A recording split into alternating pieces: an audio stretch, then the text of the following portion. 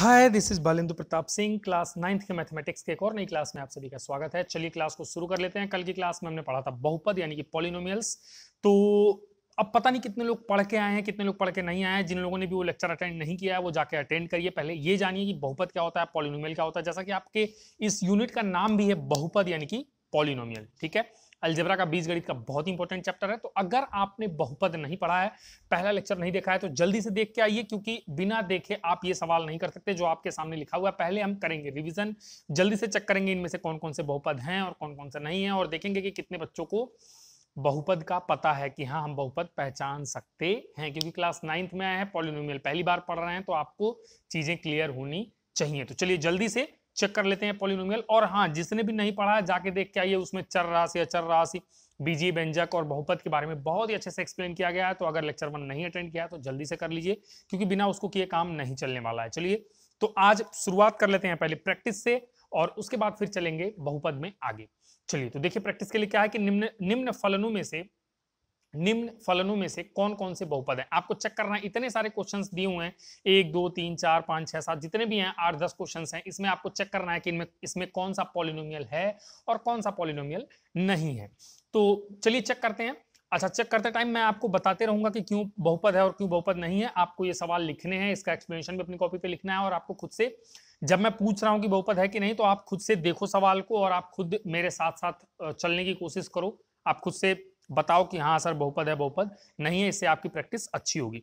जैसे पहला वाला 2x² - x+1, इसमें x की घाते 2, x की घाते 1, यहाँ पे x का कुछ नहीं है, मतलब कुल मिलाकर x की घात में पॉजिटिव है और पूर्णांक है, तो यह एक बहुपद होगा। यह एक बहुपद है, क्योंकि पॉजिटिव और पूर्णांक अगर है तो फिर बहुपद है, ठीक है। घात में माइनस नहीं होना चाहिए, आपको पहले भी बता चुका हूं, घात में माइनस नहीं होना चाहिए। बटे वाला नहीं चलेगा, बटे में मतलब कुल मिला के हमने आपको बताया ना कि नॉन निगेटिव पॉजिटिव इंटेजर्स, पूर्णांक होना चाहिए और धनात्मक होना चाहिए। 0 और 1 2 3 4 5 चलेगा, बाकी कुछ नहीं चलेगा। तो पहला बहुपद है। दूसरा भी देखिए, x के पावर 2 x के पावर 1 बहुपद है, इसमें भी कुछ भी बहुपद ना होने जैसा नहीं है। x पे 3 x पे 2 ये भी बहुपद है, इसमें भी कुछ भी बहुपद होने जैसा नहीं है। क्योंकि x की पावर यहाँ पे, इसको करनी में 3 देख के अगर आप कंफ्यूज हो रहे हैं तो कंफ्यूज नहीं होना। क्यों? क्योंकि आपको मैंने बताया है कि ax² या ax, आपको बताया ना मैंने, a0 plus a1x plus a2x², इसमें a0 a1 a2 जो गुणांक है अभी बताऊंगा, ये सब a0 a1 a2 जो होते हैं ये क्या होते हैं, ये रियल नंबर्स होते हैं, वास्तविक संख्याएं होती हैं। और वास्तविक संख्याओं में 1 2 3 4 5 -1 -2 -3 0 1 2 3 करड़ी परिमेय अपरिमेय सब आ जाता है, ठीक है, जितनी भी संख्याएं आप जानते हो। तो यानी कि इसके करड़ी में 3 होने से कोई दिक्कत नहीं है। बस x के घात में कुछ भी उल्टा सीधा होगा तो दिक्कत है। यहाँ पे उल्टा सीधा नहीं है, x पे घाते 3 x पे घाते 2, सब कुछ पूर्णांक है, पॉजिटिव है, तो यह एक बहुपद होगा। मैंने टिक कर दिया है, बहुपद है। आगे चलते हैं। इसमें देखिए करड़ी में 2 से कोई दिक्कत नहीं है, गुणांक है t के घाते 1, अब तक सही है। प्लस करड़ी में 3 से कोई दिक्कत नहीं, लेकिन करड़ी में t आ गया। करड़ी में t होने का मतलब है, आप सभी को पता है, करड़ी में t होने का मतलब क्या है, t के घाते 1/2। करड़ी में t होने का मतलब क्या है, t के घाते 1/2। पहली यूनिट संख्या रेखा अगर नहीं पढ़ा है जाके पढ़ो भाई, मेहनत करो। देखो जब तक आप मेहनत नहीं करोगे, आप स्टडी नहीं करोगे, फिर कुछ नहीं होने वाला है। कंपटीशन इतना हाई है, थोड़ा बहुत पढ़ाई करके आप लाइफ में कुछ भी अचीव नहीं कर सकते, मैं पहले कह रहा हूं। तो t की पावर, यहाँ करनी में t को आप t की पावर 1/2 लिख सकते हो। ये संख्या रेखा पहले यूनिट में मैंने आपको बहुत ढंग से पढ़ाया हुआ है, अगर आपको नहीं पता आप जाके देख लो। t की घाते 1/2 आ गया, परिमेय संख्या आ गई, तो ये नहीं चलेगा, बहुपद ये नहीं होगा। यहाँ पे देखिए करनी में 5 चलेगा, y भी चल जाएगा, करनी में 7 चलेगा, लेकिन करनी में y नहीं चलेगा। y के घाते 1/2 परिमेय संख्या घात में आएगा, तो बहुपद नहीं है। मैं आपको पढ़ा चुका हूँ, इसलिए मैंने कहा आप जाके रिवाइज मार लीजिए एक बार। x² - 3/x², अब 3/x² का मतलब ये है भाई, 3/x² का मतलब ये x² ऊपर जाएगा तो x पे -2 हो जाएगा, x पे -2 हो जाएगा। ये आपको पता होगा, आप संख्या रेखा पढ़ के आए, मैं मान के चल रहा हूं। तो x पे -2 ऋणात्मक घात आ गई, तो बहुपद नहीं होगा, क्योंकि ऋणात्मक घात नहीं हो सकती, मैंने आपको समझाया हुआ है। यहाँ पे 2/3 चलेगा, क्योंकि गुणांक है, वास्तविक संख्या कुछ भी हो सकता है। यहाँ पे देखिए x के घाते 3 चल जाएगा, 5/4 चल जाएगा, x के घाते 2 चल जाएगा, 3 चल जाएगा, 6 x के घाते 1 चल जाएगा। इसमें कुछ भी x की पावर में निगेटिव में नहीं है, कुछ भी अपरिमेय या फिर कुछ, सब कुछ पूर्णांक में, x पे 1 x पे 2 x पे 3 x पे 0, यहाँ पे कुछ नहीं, मतलब x पे 0 है। बाकी इस 3 से 5/4 से लेना देना हमें नहीं है, तो यह एक बहुपद होगा। इसलिए आप कह सकते हैं कि यह एक बहुपद है, ठीक है। चलिए इसको देखिए, x प्लस 1/x, x ऊपर जाएगा तो x के घाते -1, माइनस वैलिड नहीं है तो बहुपद नहीं होगा। करड़ी में आ गया तो बहुपद नहीं होगा क्योंकि x खुद करड़ी में आ गया तो बहुपद नहीं होगा। y खुद घनमूल cube root of y, y का तीसरा मूल कह रहा है y के घाते 1/3, ये तीसरे मूल y का मतलब क्या, y के घाते 1/3 जो कि वैलिड नहीं है बहुपद में, तो यह भी बहुपद नहीं होगा। तो सबसे पहले आप इन सवालों को लिखिए, इनको लगाइए, और जो भी बच्चे जिन स्टूडेंट्स के पास मेरा व्हाट्सएप नंबर है आप इसको विद रीजन लिख के भेजिए कि बहुपद है तो क्यों है, बहुपद नहीं है तो क्यों नहीं है। मैंने आपको एक्सप्लेन किया है, आपको मुझे एक्सप्लेन करके वापस से सेंड करना है व्हाट्सएप पे। और जो बच्चे व्हाट्सएप नंबर नहीं है उनके लिए टेलीग्राम है, जो स्मार्ट स्टूडेंट्स हैं वो टेलीग्राम पे आके जुड़ जाएं। टेलीग्राम पे चैनल का नाम है बालेंदु प्रताप सिंह, BALENDU PRATAPSINGH। यहाँ पे आप अपना सॉल्यूशन भेज सकते हैं, मुझसे जुड़ सकते हैं, आप मुझसे बात कर सकते हैं कि सर मुझे ये आ रहा है, मुझे ये नहीं आ रहा है। चलिए तो अब इसके आगे चलते हैं। चलिए स्टूडेंट्स, आगे का एक छोटा सा टॉपिक और डिस्कस कर लेते हैं। अब देखिए क्या होता है एक चर वाला बहुपद। अब हमें जानना है एक चर वाला बहुपद, या फिर इंग्लिश में आप कह सकते हैं पॉलिनोमियल्स इन वन वेरिएबल। अब हमें जानना है पॉलिनोमियल्स इन वन वेरिएबल। तो क्या होता है पॉलिनोमियल्स इन वन वेरिएबल शब्द, ये पूरा एक लाइन है, ये लाइन अपने आप में ही परिभाषाओं को बता रहा है। एक चर वाला बहुपद, ऐसा बहुपद जिसमें एक चर हो, एक वेरिएबल हो। चर राशियां कौन सी राशियां होती हैं जिनका मान बदलता रहता है, जैसे x, जैसे y, जैसे z। तो ऐसा बहुपद जिसमें एक चर हो, यानी कि एक ही x हो या फिर एक ही y वाला हो। एक मतलब x है तो x वाला होगा, y है तो सब सारे टर्म्स y के होंगे, z है तो सारे टर्म्स z के होंगे। जैसे आपके सामने लिखा हुआ है पॉलिनोमियल इन x बराबर 3x³ - 6x + 10। चर राशि में x x x हर जगह केवल क्या है, x है, तो यह एक चर वाला बहुपद का एग्जांपल हो गया। px बराबर 3/4x³ - 5/4x² + 2x - 5। यहाँ पे भी आपने देखा कि हर जगह x x x है, यहाँ पे y z या कुछ भी और नहीं है, तो ये भी एक चर वाला बहुपद है। सिंपली आपको समझ में आ गया होगा। एक चर वाला बहुपद जिसमें या तो x हो तो हर जगह हर एक टर्म में x ही हो, y हो तो हर एक जो वेरिएबल होगा वो y ही होगा, z है तो हर एक वेरिएबल हर जगह क्या होगा, z ही होगा। ठीक है, तो उम्मीद करता हूं आप ये समझ गए होंगे। जैसे कि चलिए एक काम करते हैं, कुछ एक क्वेश्चंस लगा के देखते हैं, कुछ एक क्वेश्चंस लगा के देखते हैं कि हमसे हो रहा है कि नहीं, हम लोग पहचान पाते हैं कि नहीं कितने चर हैं, एक चर है कि दो चर हैं, आप डिटेक्ट कर पाएंगे। कुछ क्वेश्चंस मैं यहाँ पे लिखूंगा, उससे आपको पता लग जाएगा। चलिए तो मैं लिखता हूँ यहाँ पे। ओके स्टूडेंट्स, तो ये तो आपका थ्योरी पार्ट हो गया, ये आप लिखेंगे। ठीक है, यहाँ पे नीचे कुछ क्वेश्चंस करते हैं इससे रिलेटेड। अभी मैं आपको मौका दूंगा लिखने का, पहले आप चीजों को समझ लीजिए। यहाँ पे जैसे एक एग्जांपल मैंने लिया, यहाँ पे लिखा हुआ है 3x² - 5x। तो इसमें देखिए हर जगह x है, तो कितने चर हैं इसमें, एक चर। ठीक है, x x x तो आपने पहचान लिया कि एक चर है। ठीक है, अगर लिखा है इस तरीके से 5y² + 8x, यहाँ पे देखिए एक x आ गया और एक क्या आ गया, y। वेरिएबल्स कितने आ गए, दो आ गए, x आ गया और साथ के साथ में क्या आ गया, y आ गया। तो यहाँ पे आप कह सकते हैं कि दो चर, एक चर वाला बहुपद समझ गए होंगे। एक चर मींस x है, हर जगह x है, एग्जांपल्स लिखे हुए हैं यहाँ पे देखिए, एक x और एक y, तो ये कितने चर हो गए, दो चर हो गए। यानी कि इंग्लिश में आप कह सकते हैं कितने वेरिएबल हो गए, दो वेरिएबल हो गए। जैसे सपोज दैट हमने लिखा करड़ी में t है ना, तो करड़ी में t + 3y, तो पहले तो आप ये कहोगे कि ये बहुपद नहीं है, बहुपद नहीं है, बहुपद नहीं है क्योंकि t के घाते 1/2 आ गया। और दूसरी बात, कितने चर हैं इसमें, चर कितने हैं, एक y है एक t है, तो आप कहोगे कि दो चर है। लेकिन ये जो व्यंजक है t के घाते 1/2, करड़ी में t मतलब t के घाते 1/2, और घात में अगर परिमेय संख्या अपरिमेय संख्या ऋणात्मक संख्या आ गई तो फिर वो बहुपद नहीं होता, तो आप कहोगे कि ये बहुपद नहीं है। ये बहुपद है, ये भी बहुपद है, ये एक चर में है, और ये x और y घात में, x के घात में 1, y के घात में 2, घाते पॉजिटिव है, पूर्णांक है, तो बहुपद है। और कितने चर में है, दो चर में है, आप देख रहे हैं साफ साफ। ठीक है, जैसे कि एग्जाम्पल और मैं लिखता हूं, ये एग्जाम्पल था, ये भी एग्जाम्पल था। एक और एग्जाम्पल, आपको एक चर या दो चर पहचानना हो, जैसे लिखा हो x³ + x² + x, तो आप क्या कहोगे, कितने चर हैं, कितने चर हैं भाई, एक चर, एक ही चर है कि नहीं है, एक ही चर है ना, x x x, हर जगह आपने पहचान लिया। और आप कह सकते हो,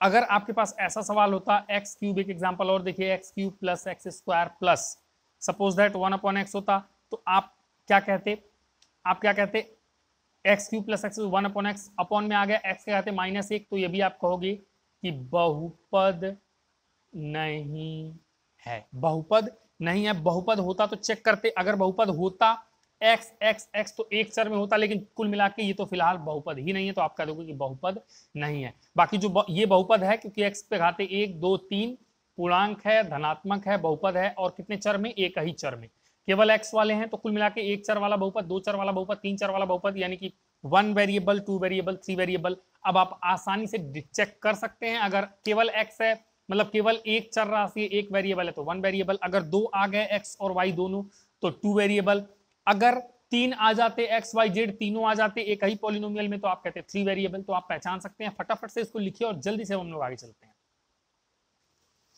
चलिए स्टूडेंट्स आगे चलते हैं। अब हमें पढ़ना है बहुपद के पद और गुणांक। पद को इंग्लिश में टर्म कहते हैं, गुणांक को इंग्लिश में कोफिशिएंट्स कहते हैं। तो बहुपद के पद और गुणांक क्या होते हैं, या फिर अगर आप इंग्लिश में कहें तो term and coefficient of polynomials हम जानने वाले हैं अब इस हेडिंग में। ठीक है, term and coefficient of polynomial, term and coefficient of polynomial, बहुपद के पद और गुणांक। तो पद क्या होता है, देखिए पद वे भाग होते हैं बहुपद के जो प्लस और माइनस चिन्हों के साथ डिफरेंशिएट होते हैं, अलग अलग होते हैं, पृथक होते हैं, कह सकते हो।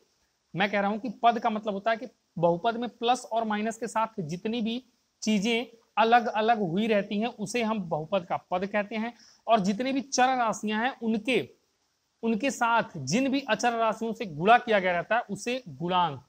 चर राशियों में जिस भी अचर राशि के साथ गुणा किया गया रहता है उसी अचर राशि को उस पर्टिकुलर अचर राशि का गुणांक या फिर इंग्लिश में कोफिशिएंट्स कहते हैं। बेहतर है इसको एग्जांपल से समझा जाए, बहुपद के पद और गुणांक को एग्जांपल से समझा जाए, ज्यादा आसानी से समझ में आएगा और बहुत जल्दी हैंडल भी हो जाएगा। ठीक है, चलिए तो कुछ एक एग्जांपल से समझते हैं। जैसे हमने एक बहुपद लिखा, suppose that x square minus 4x plus 7। ठीक है, तो प्लस और माइनस के साथ जितने भी लोग डिफरेंशिएट हुए हैं, जैसे कि ये एक पद हो गया, माइनस के बाद ये आया तो ये एक दूसरा पद हो गया, और प्लस के बाद ये आया तो ये एक तीसरा पद हो गया। हम कह सकते हैं इसमें 3 पद हैं, टोटल 3 पद। मैंने क्या कहा, प्लस और माइनस से जितनी भी चीजें अलग अलग पृथक हो गई हैं, जैसे 7 अलग हो गया, प्लस 4x अलग हो गया, माइनस एक्स स्क्वायर अलग हो गया, तो ये अलग अलग जो चीजें अलग अलग हुई हैं इन्हीं को हम लोग बहुपद का पद कहते हैं। तो इसमें 3 पद हैं, आप सिंपली देख सकते हो। और रही बात गुणांक की, तो जो चर राशि होती है उसके साथ जिस अचर पद से गुणा होता है, जैसे यहाँ पे एक्स स्क्वायर है, यहाँ पे किसी ने किसी से गुणा हुआ, कुछ नहीं है तो 1 से गुणा हुआ है, कुछ नहीं है तो आप कह सकते हो किससे गुणा हुआ है, 1 से गुणा हुआ है, यहाँ पे 4 से, बल्कि -4 से गुणा हुआ है, और यहाँ पे तो चर पद है ही नहीं, चर राशि है ही नहीं, सॉरी चर राशि है ही नहीं, वेरिएबल है ही नहीं, तो यहाँ पे 4 गुणांक हो जाएगा और 1 गुणांक हो जाएगा। ठीक है, तो सिंपली आप यहाँ से पहचान सकते हैं। ये बात हो गई पद की। जैसे मान लो सपोज दैट एक और मैं सिंपल सा लिख देता हूँ, कोई एक बहुपद लिख देता हूँ आपके सामने। जैसे कि मैंने लिखा 2x स्क्वायर प्लस 2, तो प्लस से ये डिफरेंशिएट है, ये डिफरेंशिएट है, एक पद ये हो गया, एक पद ये हो गया, तो आप कह सकते हो कितने पद हैं, 2 पद हैं। एक मैंने लिख दिया, ऐसा लिख दिया x cube plus x square plus 5x minus 4, तो यहाँ पे ये एक पद, ये एक पद, ये एक पद, और ये। अब आप पद पहचानना सीख गए होंगे, टर्म आप सीख गए होंगे। तो 1 2 3 4 कितने टर्म हैं, 4 टर्म हैं या फिर 4 पद हैं। उम्मीद करता हूं आपको समझ में आया होगा। रही बात गुणांक की, तो इसी बहुपद की बात अगर कर लेते हैं, इस बहुपद की, ठीक है, तो इसमें एक्स स्क्वायर है, एक्स स्क्वायर, तो एक्स स्क्वायर का गुणांक आप क्या लिख सकते हैं, एक्स स्क्वायर का गुणांक कुछ नहीं है तो 1 है, तो आप 1 लिख सकते हैं। एक्स का गुणांक, एक्स का गुणांक, एक्स में किसके साथ गुणा किया गया है, एक्स का गुणांक, ठीक है, एक्स का गुणांक, तो आप क्या लिखेंगे, एक्स में किसके साथ, -4 के साथ गुणा किया गया, तो आप कहोगे -4, और यहाँ पे तो कोई चर राशि है ही नहीं, तो ये किसी का गुणांक नहीं, खुद में एक अचर राशि है। ठीक है, तो गुणांक अब आप समझ गए होंगे। जैसे यहाँ पे अगर कहें हम एक्स क्यूब का गुणांक कुछ नहीं है तो बराबर 1 है, एक्स स्क्वायर का गुणांक, एक्स स्क्वायर का गुणांक है ना, एक्स स्क्वायर में किसके साथ गुणा किया, कुछ नहीं है तो +1 है तो 1 है। एक्स का गुणांक क्या होगा, इस वाले की बात कर रहे हैं, एक्स का गुणांक, गुणांक माने जिससे गुणा किया गया, किस में, एक्स में, सिंपली ऐसे समझो ना, एक्स का गुणांक यानी गुणा किया गया किससे, किस में, एक्स में, एक्स का गुणांक तो एक्स में जिससे गुणा किया गया, एक्स में किससे गुणा किया गया है, 5 से, तो एक्स का गुणांक बराबर 5 आ जाएगा। ठीक है, ऐसे ही इसमें देखिए एक्स स्क्वायर का गुणांक, अगर मैं पूछूं एक्स स्क्वायर का गुणांक, तो एक्स स्क्वायर का गुणांक यानी एक्स स्क्वायर में गुणांक यानी किससे गुणा किया गया है 2 से, तो बराबर 2 आ गया। यहाँ पे तो कोई चर पद है ही नहीं, तो गुणांक अब आप पहचान सकते हैं और पद भी आप पहचान सकते हैं। पद क्या होता है, प्लस और माइनस के साथ जो पृथक हुआ रहता है, अलग अलग चीजें रहती हैं, वो पद कहलाते हैं। और जिस भी चर राशि का गुणांक पूछा जाएगा उसका जिस भी अचर राशि से गुणा हुआ होता है वही उसका गुणांक कहलाता है। तो उम्मीद करता हूं आप इन एग्जाम्पल से बहुत ही बेहतर तरीके से समझ पाए होंगे। अगर आपको फिर से समझना है तो आप वीडियो को थोड़ा सा पीछे कर लीजिए, थोड़ा सा बैक ले जाइए, एक बार और ये सारे एग्जाम्पल्स को देख लीजिए। अगर नहीं समझ में आया और पहली बार में समझ में आ गया तो बहुत अच्छी बात है। चलिए इसको आप लिख लीजिए, फिर आगे चलते हैं। चलिए, तो ये गुणांक और टर्म्स यानी पद की बात करें तो उसको मैं और आपको एक्सप्लेन कर देता हूं एक बेहतरीन एग्जांपल से। ये एग्जांपल्स आप देखिए, इसको मैं बताता हूं, आपको समझाता हूं। इस एग्जांपल से आपको चीजें और क्लियर हो जाएंगी। पहले एग्जांपल करेंगे फिर आगे चलेंगे। यहाँ पे एक सवाल लिखा हुआ है, कुछ ये टर्म लिखा हुआ है, सॉरी कुछ ये एक सवाल लिखा हुआ है। कहता है इस क्वेश्चन में एक्स स्क्वायर का गुणांक ज्ञात कीजिए। एक्स स्क्वायर का गुणांक, तो तुम कहोगे सर एक्स है, एक्स क्यूब है, एक्स है बटे एक्स है। पहली बात तो ये बहुपद है कि नहीं आप ये बताइए। और फिर कहोगे कि सर एक्स स्क्वायर तो कहीं दिख ही नहीं रहा है, तो हम गुणांक किसका बताएं। नहीं, आप गलत सोच रहे हो। पहले इस सवाल को ध्यान से देखो। ये सवाल में एक ब्रैकेट में कुछ एक चीजें हैं, दूसरे ब्रैकेट में कुछ एक चीजें हैं, तो आप इसको जज नहीं कर सकते तब तक जब तक आप इसको थोड़ा सा सिंप्लीफाई ना कर लो, इसको थोड़ा सरल करो। ये दिख कुछ और रहा है पर है कुछ और, है ना। तो ये दिखाई कुछ और दे रहा है लेकिन है कुछ और, तो इसको इसके वास्तविक रूप में ले जाते हैं। ठीक है, इसको इसके वास्तविक रूप में ले जाते हैं, इसको बताते हैं कि भैया हमने तुम्हें पहचान लिया है, तुम कौन हो। ठीक है, अब ये दिख रहा है कुछ और, ये दिख ही नहीं रहा है एक्स स्क्वायर। और ये कोई लोग तो कहेंगे सर 1/x आ गई, बहुपद नहीं है। बेटा बहुपद भी है ये, क्योंकि ये अभी आपको कुछ और दिख रहा है और है कुछ और। ठीक है, ऐसे बहुत सारी चीजें आपने देखी होंगी जो रियल में दिखाई कुछ और देता है और होता कुछ और है, तो ये वैसे ही है। अब इसको ले चलते हैं इसको इसके एक्चुअल रूप में। तो 3x + x³ एक ब्रैकेट में था और एक में था x + 1/x। पहले इसको सिंप्लीफाई करो, फिर जज करना कि ये बहुपद है कि नहीं है।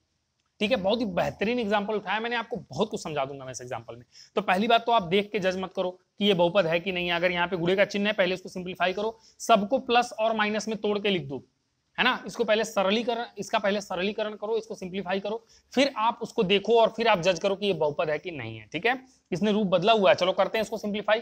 तो 3x का गुणा करेंगे इस पूरे में पहले, तो 3x का x में गुणा होगा तो क्या हो जाएगा 3x² प्लस 3x का गुणा इस बार किस में होगा, अरे रे ये क्या लिख दिया, 3x का गुणा इस बार किस में होगा 1/x में होगा, प्लस x³ का गुणा x में होगा, x³ का गुणा x में होगा, और x³ का गुणा प्लस x³ का गुणा x³ का गुणा किससे होगा 1/x से होगा। सरलीकरण कैसे करते हैं भाई, इसका गुणा इन दोनों में, तो 3x का गुणा x में 3x² प्लस 3x का 1/x में गुणा, अब x³ का प्लस x³ का इसमें गुणा, तो प्लस x³ गुणे x, और प्लस प्लस का गुणा होगा तो प्लस x³ का गुणा 1/x से। ठीक है, चलो इसको आगे ले चलते हैं। ये हो गया 3x² प्लस x से x कट गया, 3 × 3 प्लस x पे घाते 3 और 1 4 हो जाएगा, प्लस यहाँ से x से 1x कटेगा तो ये 2x बचेगा, क्योंकि 3x था ना, तो 1x कटेगा तो x² बचेगा। इसको और अच्छे से आप लिख लीजिए। तो यहाँ पे ये क्या हो गया, x पे घाते 4 सबसे मैक्सिमम है, तो सबसे पहले उसको लिख दीजिए x पे घाते 4 को, प्लस x² 3x², यहाँ एक x² यहाँ जोड़ दीजिए तो 4x², और प्लस में क्या बच गया 3 बच गया। अब इसको आप ले आए हो इसके वास्तविक रूप में। अब जरा ध्यान से देखो, इसमें x के घाते 2, x के घाते 4, यहाँ पे x के घाते कुछ नहीं है तो 0, सब कुछ पॉजिटिव है, पूर्णांक है। तो पहली बात तो अब ये कि ये जो ऐसे दिख रहा था वो ऐसा नहीं, वो ऐसा है, और यह एक बहुपद है, ये 1/x नहीं है। 1/x तो आपको भ्रमित करने के लिए लिखा गया है, जब आप सरल करोगे तो ये किसमें कन्वर्ट हो जाएगा, बहुपद में। तो अब आप कहोगे कि सर यह एक बहुपद है। पहले तो ये बहुपद है। अब मैं पूछूं बेटा, अभी सवाल पे आता हूं, अब मैं पूछूं बेटा तुम एक बात बताओ इसमें कितने टर्म हैं। अब यहाँ पे कोई बच्चा देखता तो वो पता नहीं कैसे गिनता, क्या करता, कुछ गड़बड़ कर देता। टर्म के लिए क्या है कि गुणे का चिन्ह पहले है तो इसको सरल करना जरूरी था। टर्म अगर आपसे पूछा गया है तो आप सिंपली कहोगे कि सर प्लस और माइनस से जितने लोग डिफरेंशिएट हैं, अलग अलग पृथक हुए हैं, है ना, वही उसके टर्म है। तो एक टर्म यहाँ, एक टर्म ये है, प्लस दूसरा टर्म ये है, और तीसरा टर्म ये है। तो कितने टर्म हो गए स्टूडेंट्स, 3 टर्म हो गए।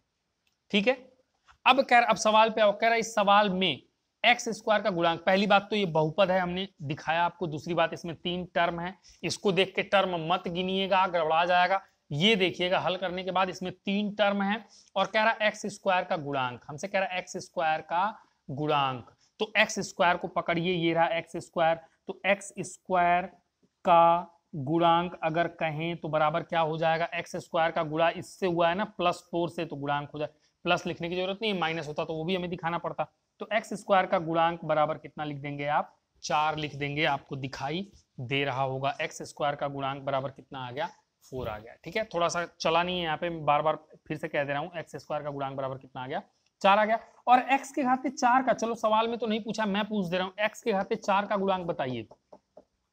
एक्स की पावर 4 है ना वहां पे, एक्स की पावर 4, ये रहा ना एक्स की पावर 4, एक्स की पावर 4 का गुणांक अगर मैंने आपसे पूछा, एक्चुअली यहाँ बारिश का मौसम है, तो जहां पे ये मेरा पूरा सेटअप लगा हुआ है, ये थोड़ा सा रोशनी इधर से आ रही है, ऐसे मैं हाथ लगाऊंगा तो थोड़ा अंधेरा आ सकता है। ठीक है, तो x पे 4 है, x पे 4 का गुणांक, x पे 4 का गुणांक कुछ नहीं है, तो मतलब 1 से गुणा किया गया तो बराबर कितना हो जाएगा, 1 हो जाएगा।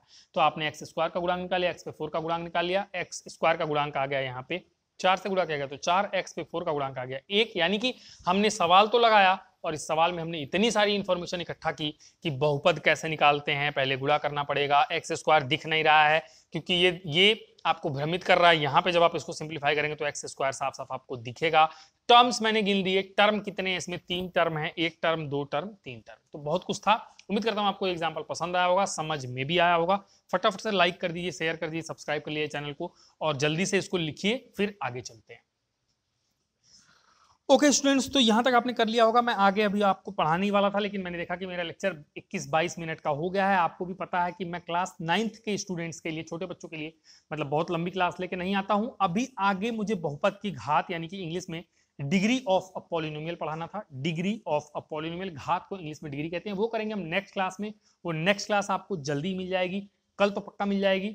और आराम से आप पढ़िए, मतलब बेसिक चीजों को ध्यान से समझिए, वीडियो को रिपीट में देखिए, चीजों को समराइज करिए, याद करिए, समझने की कोशिश करिए। आपके पास अगर कोई बुक है तो उससे भी आप एग्जाम्पल्स देख के कुछ एक एग्जाम्पल्स कर सकते हैं। आप पद यानी कि टर्म निकाल सकते हैं, आप कोफिशिएंट यानी गुणांक निकाल सकते हैं, आप चेक कर सकते हैं बहुपद है कि नहीं है, एक चर वाला है कि कई चर वाला है, ये सब आप खुद से ट्राई कर सकते हैं। तो ये आप करिए। अभी नेक्स्ट लेक्चर में आपको बहुपद की घात यानी डिग्री ऑफ अ पॉलिनोमियल मैं पढ़ाऊंगा, समझाऊंगा, थोड़ी 1-2 बातें और आपको सिखानी है। फिर आप प्रश्नावली जो 2.1 है उसको आप अटेम्प्ट करने के योग्य हो जाओगे। वो जब आप हो जाओगे तो मैं खुद ही आपको सवाल यहाँ पे स्क्रीन पे दिखा देता हूँ, आप लगा लोगे, या फिर मैं बता देता हूँ। जिन बच्चों के पास बुक है वो बुक से ट्राई कर सकते हैं, लेकिन अभी उसमें एक आध क्लास का वक्त लगेगा।